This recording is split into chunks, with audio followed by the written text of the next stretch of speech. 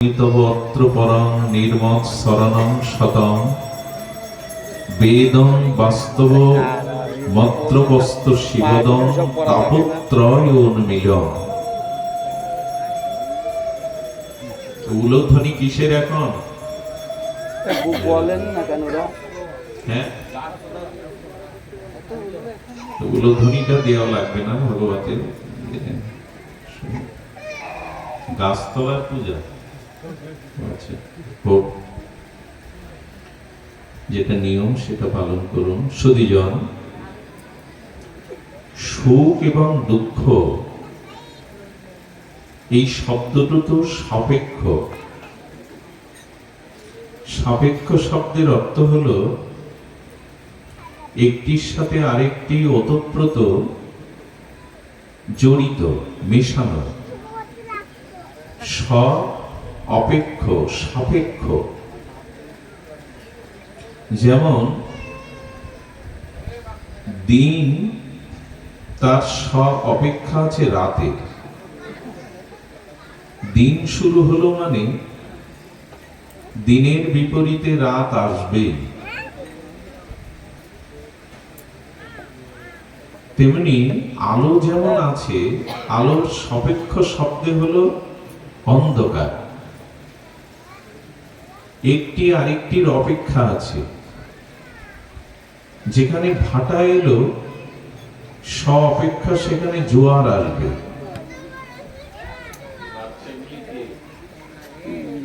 ঠিক তেমনি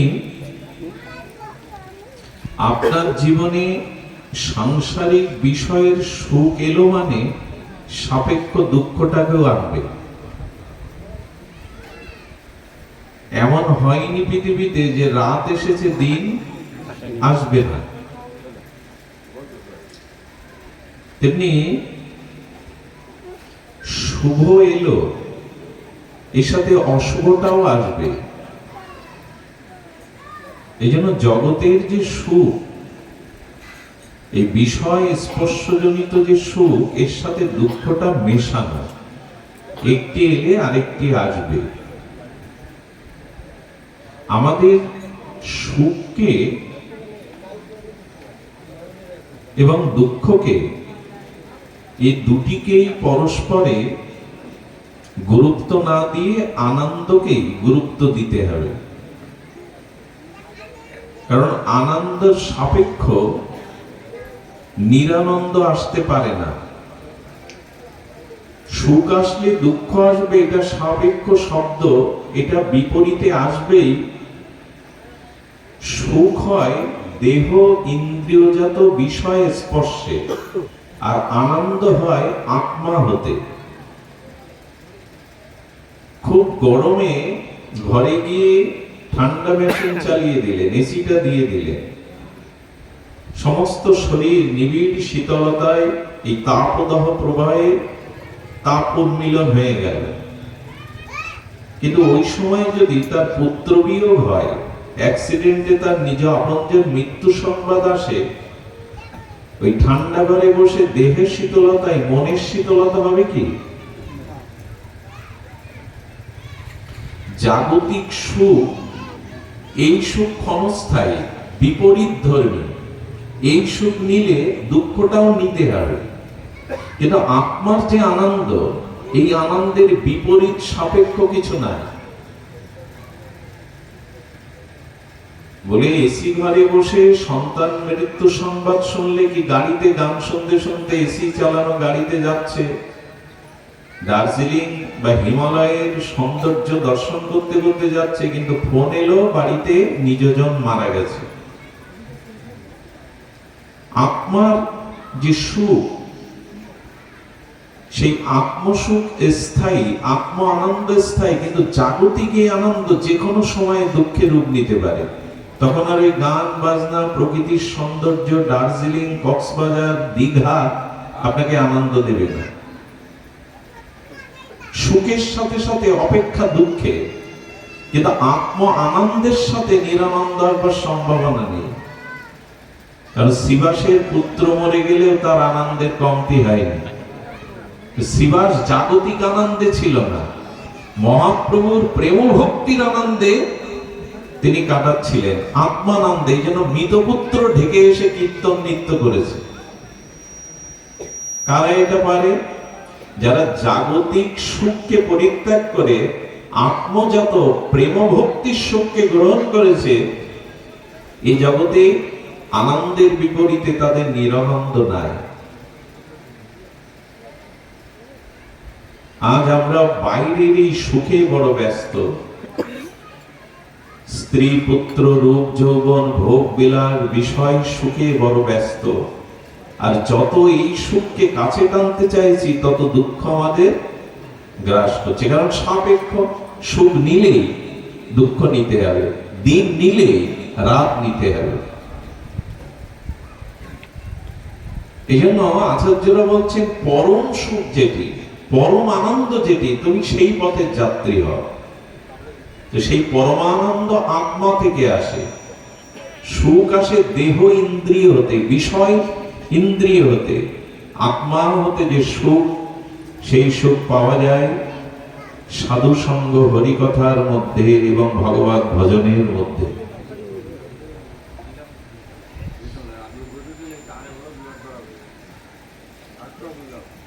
দেখুন, দুঃখটা মানুষের জীবনে শুরু থেকেই শুরু হয়, আরম্ভ থেকেই আরম্ভ হয়। আমরা প্রত্যেকেই কাঁদতে কাঁদতে জগতে আসি কিনা?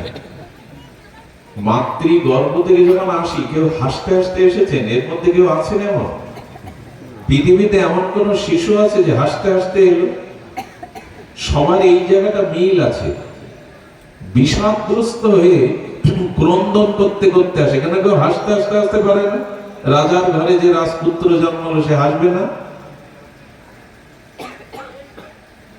ভগবান দেখাচ্ছেন তোমাকে ক্রন্দন করতে করতেই এই জগতে আসতে হয়েছে। শুরুটা ক্রন্দনের, কিন্তু শেষটা যেন এই বেদনা বা ক্রন্দনের না হয়।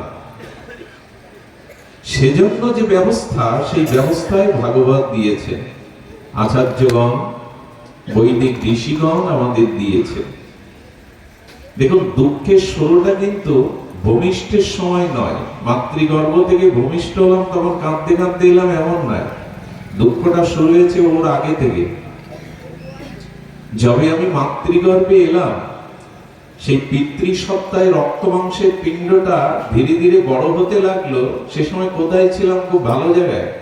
ওই অন্ধকার মাতৃগর্ভের মধ্যে মলমূত্রের দুয়ারে হাজারো কীটমিকিটের দংশনের মধ্যে ছিলাম। ওই ব্যথাটা পৃথিবীতে কেউ দেখতে পায় না। ওই যে গর্ভের মধ্যে আমাদের যে কীট, মলমূত্র, রক্তশয় এবং ওই যে মলমূত্রের দ্বারে আমাদের মুখটা থাকে, ওখানে যে কীটের দংশন, বিভিন্ন খাদ্যাখাদ্যের যে ক্রিয়ার দংশন, ওটা মা ছাড়া আর কেউ অনুভূতি, যে মা গর্ভে যন্ত্রণায় ওই কারণে ছটফট করতে থাকে, বলে দুঃখটা ওইখান থেকে শুরু হয়েছে। মাতৃগর্ভ থেকে প্রসব হওয়ার সময় যে বেদনা, তা মানুষকে বোঝানো যাবে না, ডাক্তাররাও তা পরিমাপ করে বলতে পারবে না। এই দুঃখ দিয়েই তো শুরু হলো, এই দুঃখ নিয়েই কি চলে যাবে? পুনঃ জন্মে জন্মে এই দুঃখ ভোগ করতেই আসবে। এই দুঃখ থেকে বেরিয়ে আসার পথ ভাগবতী দিচ্ছেন। ধর্ম পরিহিত কইতব অত্র পরম নির্মৎ শরণং শতম।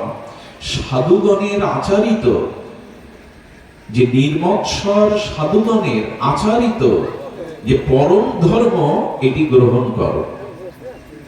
খুব ধ্যান দিতে হবে। সাধুগণ আচারিত নিষ্কপট, কপটতা শূন্য ধর্ম নয়, পরম ধর্মকে আশ্রয় করো। তাতে কি হবে? বেদং বাস্তবত্র বস্ত্র, অর্থাৎ এটা অতি বাস্তব, অতি পরীক্ষিত। কি? শিবদং তাপত্রয় উন্মিলন।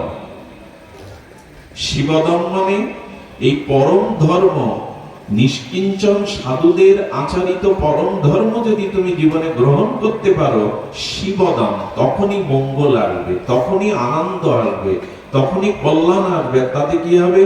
তাপত্রয় উন্মিলন, তখনই অতি ভৌতিক, অতি দৈবিক, অতি আত্মিক এই ত্রিতাপ জ্বালা থেকে তুমি নিষ্কৃত হবে। উন্মিলন ভাগবতজি বলছেন, স্বয়ং ভগবান বলছেন তাপ থাকবে না, যন্ত্রণা, দুঃখ, জন্ম, মৃত্যু, জরাব্যাধি থাকবে না।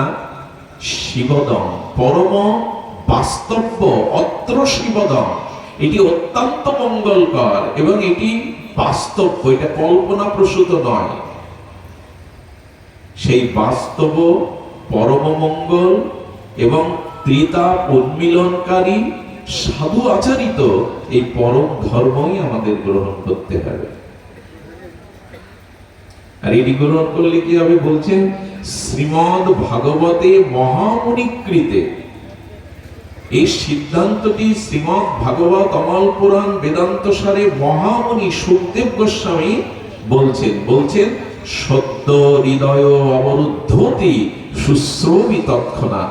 ওগো, এই সাধু মুখনিসৃত নিষ্কপট কপটতা শূন্য সাধুগণের আচারিত এই পরম ধর্ম ভাগবত ধর্ম যদি তুমি গ্রহণ করতে পারো, তবে সত্য হৃদয় অবরুদ্ধতি, তোমার হৃদয়ে ভগবান অবরুদ্ধ অর্থাৎ বাধা পড়ে যাবে এবং শ্রী ভগবান নিজে হাতে তোমার জন্ম জন্মান্তরের ত্রিতাপ, তাপ, যন্ত্রণা, দুঃখ মুছে দিয়ে তোমাকে পরমানন্দ দান করবে। দায়িত্বটা ভগবানের উপরে দিন, দায়িত্ব আপনি নিতে যাবেন না। দেখুন, দায়িত্বটা আপনি নিতে যাবেন না, ভগবানের উপরে দিন।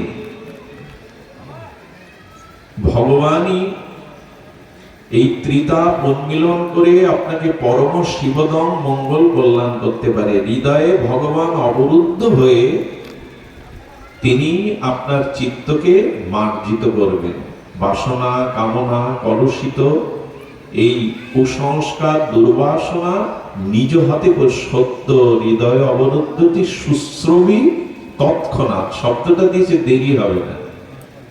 সূর্য উঠলো তো অন্ধকার দূর হলো, ভয় দূর হলো, এবং ভগবান হৃদয়ে অবরুদ্ধ হলো তো কি হবে না, তোমার হৃদয়ে সব কিছু ধুয়ে মুছে প্রভু পরিষ্কার করে দেবে। এখন এই পরম ধর্মের পথে চলতে গেলে প্রথমে আমাদের প্রয়োজন এই আস্থা এবং বিশ্বাসের। এক মহাত্মা ঝড় বৃষ্টির গভীর রাতে মন্দিরে থাকার জায়গা নিতে গেলেন। মন্দির কমিটি বলছে এখন তো সাধু বেশে অনেকেই মন্দিরে ঢুকে অনেক কিছু করে, আমরা আপনার কমিটির অনুমতি ছাড়া থাকতে দিতে পারি না। এরপরে ওই গির্জা, অন্যান্য ধর্মালয়ে গেলেও তারা বিশ্বাস করে তাকে থাকতে দেয়। ঝড় বৃষ্টি, ঝড়ে মহাত্মা বলছেন কোথায় আশ্রয় নেই। ওই গভীর রাত্রে একজন নগরে চোর চুরি করতে বেরিয়েছিল। দেখছো মহাত্মা গেরুয়া বসনধারী, উনি বৃষ্টিতে ভিজছেন। গিয়ে তখন বলছেন, সাধু বাবা আমার প্রণাম করার অধিকার দেবেন কি? বলে কেন? বলে আমি চোর। নিজে নিজে বলছেন আমার প্রণাম করার অধিকার দেবেন কি? আমি চোর, চুরি করতে বেরিয়েছি। আচ্ছা, আমি বুঝতে পেরেছি আপনার আশ্রয় দরকার, করুণা করে আমার গৃহে যদি আজকে পায়ের ধুলো দিত। মন্দির, মসজিদ, গির্জা দেয়নি। চোর গিয়ে ঘরে যা কিছু সম্বল ছিল গুছিয়ে দিয়ে বলছেন দয়া করে আপনি বিশ্রাম নিন। বলছেন বিশ্রাম নিতে বলছো, কিন্তু আমি চোরের ঘরে বাস করছি এটা যদি জানাজানি হয় আমার মহিমা ক্ষুণ্ণ হবে। উনি মনে মনে ভাবছেন আজ আমার গৃহ ধন্য হবে, আর উনি উল্টে ভাবছেন আমার বুঝি বদনাম হবে। সকালবেলা প্রসন্ন চিত্তে চোর বলছেন দেখুন আমি চুরি করতে গিয়েছিলাম, আমার ঘরে কোনো খাদ্য নেই যে আমি কিছু এনে আপনার সেবা কর্ম করবো। কাল চুরি করে কিছু পাইনি, কাল চুরি করতেই পারিনি। বলছে তোমার ভিতরে এত প্রসন্নতা কেন, আনন্দ কেন? বলে এভাবে যদি 3 মাস চুরি করে না পাই তবু আমি অসন্তুষ্ট হই না, এইভাবেই চলে যায়। সাধু তখন তার অনুভূতি দেখে যে আমি সাধু, আমি লোক লজ্জার ভয় করছি, আর ও আমাকে এনে ঘরে রাখছে। আমি একদিন সম্মান না পেলে, প্রণাম না পেলে, মালা না পেলে আমার অসন্তুষ্টি হয়, আর চুরি করে খেতে পাচ্ছে না তবু ওর আনন্দ। ভাই এতদিনে মনে হলো আসলে মহাত্মা আমি না, মহাত্মা তুমি। তুমি প্রণাম নাও আমার। তোমার এই যে প্রশান্তি, তোমার যে উদারতা, এটা এতদিন এই জগতে থেকে আমার আসে। সাধু হয়েছি বটে, তিলকমালা নেই বটে, কিন্তু অতটা আত্মবিশ্বাস, অতটা উদার চিত্ত যদি না হয় এ পথে প্রবেশ করা যাবে না। সাধু হতে গেলে তার চিত্ত নির্মল হতে হবে, আস্থা বিশ্বাসের জায়গাটা তৈরি হতে হবে। এইটা সাধু সমাজে এখন অনেক সীমিত। এই জন্য শাস্ত্রে বলছেন উদার ধর্ম চাই, পরম ধর্ম চাই, উদারতা চাই, আত্মবিশ্বাস চাই। দুদিন সম্মান পাইনি বলে, অপমান পেয়েছি বলে অসন্তুষ্ট হয়ে গেলাম, এরকম না। লাভ এবং লোকসানে, সম্মান এবং অসম্মানে, প্রাপ্তিতে অপ্রাপ্তিতে যদি হৃদয়ে শান্ত রাখতে পারো, সমভাবে নিতে পারো, তবে তুমি এই ধর্মের পথের যাত্রী। তুমি এই ধর্মের পথের যাত্রী এই জন্য যে তুমি এই পথে এসেছো। আচ্ছা, গীতা একটা অপূর্ব শব্দ যোজনা করেছেন। দেখুন, যারা এই পথে এসেছেন ভক্তি পথে, সদ্গুরু চরণাশ্রয় পূর্বক, তাদের জন্য খুব বেশি প্রয়োজন। অভ্যাসেন বৈরাগ্য চ। গোবিন্দ দুটো শব্দ যুক্ত করে বলেছেন, অভ্যাস এবং বৈরাগ্য। কিছু মনে নেবেন না। আমি হয়তো 30 বছর ধরে এই জগতে পাঠ করছি, আমি ব্যাসপীঠে বসে হরিকথা বলছি, মালা তিলক নিচ্ছি, সমাজের কাছে, অন্যের কাছে আমি সাধু। অর্থাৎ আমি প্রতিনিয়ত এই পাঠ করে চলেছি, আপনাদের হরিকথা শুনিয়ে চলেছি। এটা আমার 30 বছরের যদি অভ্যাস হয়, এই 30 বছরের অভ্যাসও কোনো কাজে দেবে না যদি অভ্যাসের সাথে সাথে বৈরাগ্য না আসে। এ কত লিখে রাখবার মতো কথা। গোবিন্দ বলেছেন শুধু অভ্যাস হলে আমার প্রেম ভক্তি পাবে না, জীবন সার্থক হবে না। অভ্যাস তো অনেকেই করছে, প্রতিদিন মালা জপে, প্রতিদিন তিলক নেয়, প্রতিদিন ঠাকুর প্রণাম করে, প্রতিদিন প্রসাদ পায়, কিন্তু যদি ওই সাথে বৈরাগ্য সূচিত না হয়, এই অভ্যাস তাকে কল্যাণ করতে পারবে না। অভ্যাস এবং বৈরাগ্য এটা যুক্ত হতে হবে। ফুলগুলো সুতোর সাথে যুক্ত করতে হবে, তবে মালা হবে। শুধু ফুল মালা হবে না। তেমনি যার জীবনে ভরে ওঠে, মঙ্গলারতি দেয়, নাম কীর্তনে করে, অভ্যাস করে চলেছে, এর বৈরাগ্যের অভাব। এই অভ্যাসের মধ্যেও তার সুখ বাসনা, কামনা বাসনা রয়ে গেছে। সম্মান পাবো, অর্থ পাবো, লোকের কাছে বড় পদ পাবো, কিন্তু বৈরাগ্য আসেনি। জানবেন এই অভ্যাস খুব বেশি আপনার জীবনে কল্যাণ বয়ে আনবে না। আবার দেখুন, অনেকের জীবনে বৈরাগ্য আছে, কিন্তু আমি ভরে উঠতে পারি না, আমি এই মালা জপ করতে পারি না, আমি এই করতে পারি না, বৈরাগ্য নেই। সেটাও কিন্তু এই বৈরাগ্য আছে, অভ্যাস নেই, সেটাও আপনাকে প্রেম ভক্তির পথে বাধা দিয়ে দেবে। গীতায় ভগবানের প্রতিটি বাণী খুব মার্মিক। অভ্যাস যেন বৈরাগ্য, বৈরাগ্য এবং অভ্যাস দুটো রাখো। তবে একটা কথা বলতে পারি, যারা এই পাঠে আসেন, হরিকথা শ্রবণ কীর্তন এত দূর দূরান্ত থেকে কষ্ট স্বীকার করে আসেন, তাদের বলি, সাধু সঙ্গে হরিকথায় যারা আসে, অভ্যাস বা বৈরাগ্য তাদের ভিতরে সীমিত আকারে প্রবেশ করলেও, কমতি থাকলেও, আমি বলতে পারি খালি হাতে তাদের ভগবানের কাছে ফিরে যেতে হবে না, খালি হাতে তাদের যেতে হবে না। সৎসঙ্গ করে এতদিন কি হলো, এই প্রশ্ন যদি আসে, জানবেন খালি হাতে সৎসঙ্গ আপনাকে ফিরাবে না। কোনো না কোনো প্রাপ্তি নিয়ে আপনি ভগবানের কাছে যেতে পারবেন। এটা দৃষ্টান্ত আমরা মাঝে মাঝে দেই। যেখানে সুগন্ধি বা সেন্ট বিক্রি হয়, সুগন্ধি বা সেন্ট বিক্রি হয়, ওই দোকানে গেলেন কিন্তু পকেটে সেন্ট কেনার টাকা নাই, সুগন্ধি কেনার টাকা নাই। আবার দোকানদারও আপনাকে এমনি এমনি এক শিশি চন্দন সেন্ট দেবে না। কিন্তু ওই দোকানের সামনে কিছুক্ষণ যদি দাঁড়িয়েও থাকেন, কি হবে জানেন? যারা কিনতে এসছে তাদের সুগন্ধিটা মাঝে মাঝে দোকানদার একটু গায়ে লাগিয়ে দেয়, স্প্রে করে দেয়। আচ্ছা, ওই যে দোকানদার অন্যকে মাখাচ্ছে, যারা ক্রেতা কিনতে এসছে, স্প্রে করে দিতে দিতে ওর গায়ে সুগন্ধটা আসবে না? পকেটে অর্থ নেই কেনার, আর দোকানদারও দেবে না, কিন্তু ওই জায়গায় দাঁড়ান, আপনার নাসিকায় অঙ্গে সুগন্ধ আসবে কিনা? যারা সাধু সঙ্গে হরিকথাতে আসেন, খালি হাতে ভগবান তাদের ফেরাবে না, কোনো না কোনো প্রাপ্তি ভগবান তাদের দিয়ে দেবে, আসবে, কোনো না কোনো প্রাপ্তি তাদের জীবনে আসবে। শুধুজন, এই জন্য সাধু সঙ্গে আসুন, কোনো না কোনো দিন দুয়ার খুলে যাবে।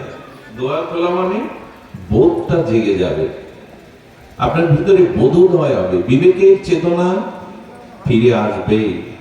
এটি সাধু সঙ্গের মহামহিমার একটি অন্যতম দিক। এই জন্য বললেন, শব্দ হৃদয় অবরুদ্ধতি শুশ্রবি তৎক্ষণাৎ। ওগো মহামুনি, এই ভাগবতেই বলেছেন যে ভগবত কথা শ্রবণের ব্যাকুলতা উৎকণ্ঠা নিয়ে যদি আসো, খালি হাতে ভগবান তোমাকে ফিরাবে না। সুগন্ধি দোকানের সামনে ক্রয় করো আর না করো, দোকানদার তোমায় দিক আর না দিক, সুগন্ধ। আচ্ছা, কয়লা খনিতে সাদা পোশাক পরে যদি কেউ যায়, কোনো না কোনো সময় লাগবে কিনা? কালি লাগবে কিনা? এটা লাগবে। ঠিক তেমনি শাস্ত্র বলছেন, সৎসঙ্গ করতে করতে, এই হরিকথা শ্রবণ করতে করতে আপনার হৃদয়ে একটা অনুরাগ জাগবে, শূন্য আপনাকে ফিরাবে না ভগবান।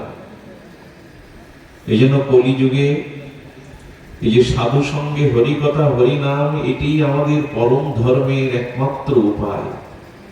তবে এর মধ্যে প্রথমেই বলে দিয়েছে যেন কপটতার স্থান না থাকে। ধর্ম অর্জিত কৈতব অত্র পরম নির্মত শরণং সতম, কপটতা যেন না আসে। শুধুজন, এই কপটতা অন্য কিছু না, ধর্মকে আশ্রয় করে নিজের সুখ সুবিধা প্রাপ্তির যে ইচ্ছা, অর্থ পাবো, কামনা পূরণ হবে, মৃত্যুর পরে মুক্তি পাবো, এই ধর্ম অর্থ কামনা পূরণের অবলম্বন যেন ভাগবতকে না করি। আমাদের এই বঙ্গদেশে নোয়াখালীতে জন্মেছিলেন চন্দ্রগঞ্জে মহাপ্রভুর অন্যতম চরিতামৃতের ভাষ্যকার